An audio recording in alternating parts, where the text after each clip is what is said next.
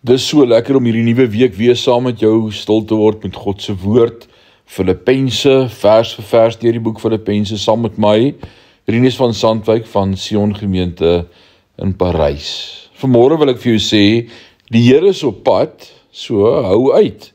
En ek lees vir jou in Filippense 4 vers 1 vanmôre. Ons is in hoofstuk 4. Daarom, my geliefde broeders, na wie ek ook verlang, met blydskap en kroon, staan so vas in die Here, geliefdes.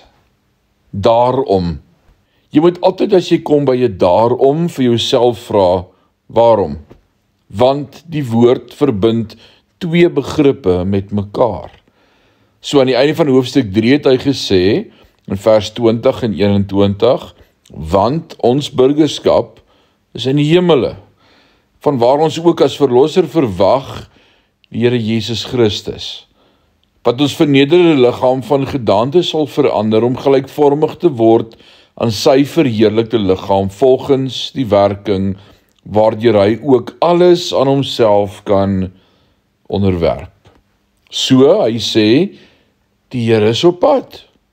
Hou uit, hou moed. En dan daarom, my geliefde broeders, na wie ek ook verlang met blydskap en kroon, staan so vas in die Here, geliefdes. Die Here is op pad. So moenie moeg word nie. Jy staan vas.